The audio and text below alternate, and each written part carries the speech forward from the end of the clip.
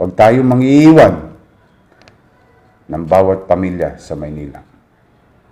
Pero, huwag naman nating gamitin ang sitwasyon para lambutsingin yung inyong mga kaibigan at kakilala.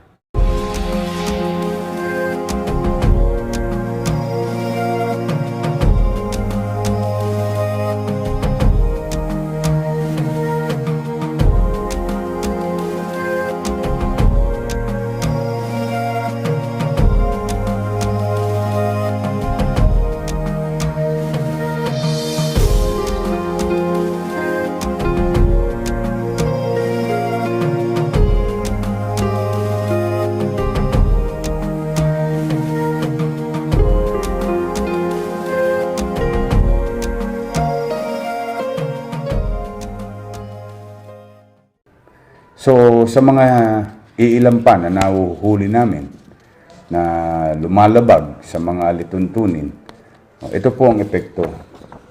At hindi po ito magbabago kapag hindi po tayo nagbago. Kailangan ho natin ng kusang disiplina. Pagsunod, may nakatingin o wala. At the end of the day, tayo rin ang magkakahawaan. At yung mga ilang kabataang ikinikipit balikat ninyo, gusto kong ipaalala sa inyo na isang pasyente na namatay sa COVID-19 ay 23 years old. Ano pong ibig sabihin? Totoo na mas madaling maapektuhan ang mga nanay natin at tatay natin, lolo't lola natin. Pero wala pong sinasanto ang COVID-19 virus. Bata, middle age, o matanda. So, hindi nga nagkahawa-hawa ang mga matatanda. Hindi nga nagkakasakit ang mga matatanda. Bata naman na nagdadala. Kayo mga binatilyo na patambay-tambay kung saan-saan. O kayo naman na nagpapasok ng virus sa inyong pamilya. So, yun ang malamang na dapat nating isipin na tulong na natin bilang pagmamalasakit sa ating mga pamilya o minamahal sa buhay. Maging responsable tayong mamamayan, mga kababayan. Ang inyo namang gobyerno, pamahalang lungsod, at ang national government ay hindi naman po tumitigil dito upang tugunan ang pangangailangan ng ating mga kababayan. Ngayong araw po na ito, mga kababayan, matumal po ang dating ng ating supplies sa pagkain. Sapagkat tuloy-tuloy po ang pagbibigay natin ng mga pagkain sa iba't ibang lugar sa lungsod ng Maynila. Matumal po ang dating ng pagkain ng DSWD, matumal po ang dating ng supply ng City of Manila. Katulad ng pangako ko sa inyo, na kapag may dumating ng supply, ibababa kagad namin. Pipilitin namin kayong abutin. At sa pangarap natin na walang maiiwan sa lungsod ng Maynila na 350,000 families. So, mga kababayan, as of today, tayo po ay nakapagbigay naman ng 5,399 families o food box. Pag-isipin nyo, napakarami. 5,399. Ako po, hindi po ako nadadamihan dyan. Konti pa lang ho yan. Kasi malaki po tayo. Ang Maynila po, para sa kaalaman ng mga tao na malamang nanonood ngayon sa gobyerno, importanteng lingunin ninyo ang Maynila, lalo na sa mga ahensya ng national government. Dahil ang Maynila po is high density. Ang Maynila po is about 44,000 per square kilometer or 111,000, 110,000 per square miles. Ganyan po ka-dense ang tao sa Maynila. Kaya yan po sa mga national agencies na kakailanganin namin ng tulong nyo sa pagkain, sana po ay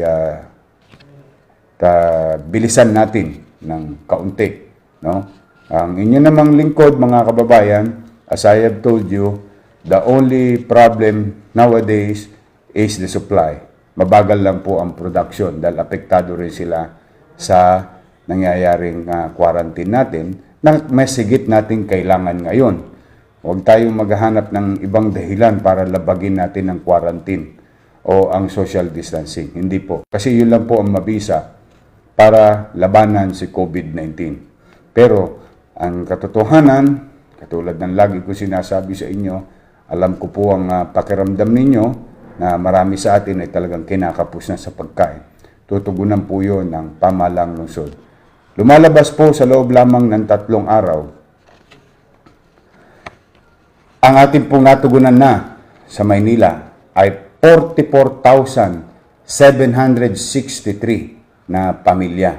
No? Ulitin ko 44,763 na pamilya na ang nabigyan natin ng food box. O ngayon, mga kababayan, lalo na sa mga chairman na merong ISF or informal settlers. Kanina po, yan, parola po yan, nakikita ninyo kanina na yan.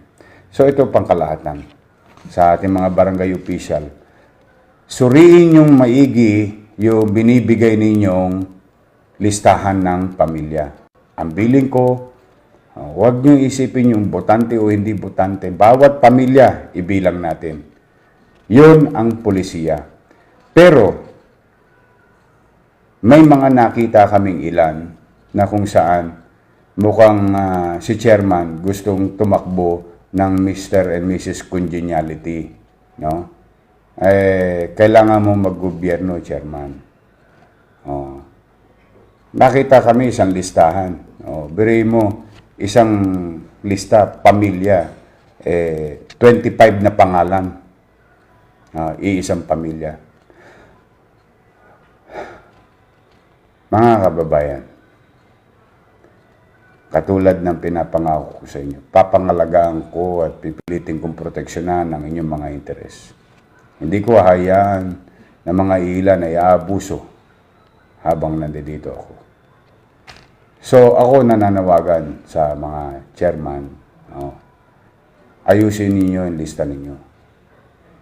Sa bawat pagnanais, pag-aasam ninyo, at pagiging makasarili at ipinalilista ninyo isang pangalan, isang 25 na pangalan, iisang pamilya. Sa bawat box na makukuha nyo, may isang box o isang pamilya ang mawawalan. Sa panahon ngayon, ang kailangan umiral sa atin, malasakit. Malasakit sa kapwa, pagmamahal sa kapwa. Yun ang kailangan umiral sa atin. Huwag tayong mangiiwan ng bawat pamilya sa Maynila. Pero, huwag naman nating gamitin ang sitwasyon para lambutsingin yung inyong mga kaibigan at kakilala. Tingnan natin pantay-pantay ang mamamayan. Lahat may sikmura. Mahirap, middle class, mayaman. Lahat kailangan kumain. Yun sana ang tumakbo sa ating isipan. So, ako po'y papaalala lang at sisiguraduhin ko naman na kapag may mali, papapanagutin ko kayo sa mata ng batas, lalo na sa komisyon. Sa Commission on Audit. Talaga, cargo niyo po yan. Pera po ng taong bayan yan. Bagay lang na makamit ng taong bayan. Hindi tayo nakakatulong na maresolba. Sa pagbibigay ng pabor sa ilan lang, dapat titingnan natin dito, pantay-pantay ang tao. Magugutom, mayaman, middle class, mahirap. Umiral sana sa atin, yung lagi natin panawagan. Sa Maynila, pantay-pantay. So yan lang at napapansin namin na may iilan, lalo na yung may mga karanasan sa mga nakaraang panahon ah, hindi nyo na kayang gawin ngayon yan. This is not the time for election. This is the time for service.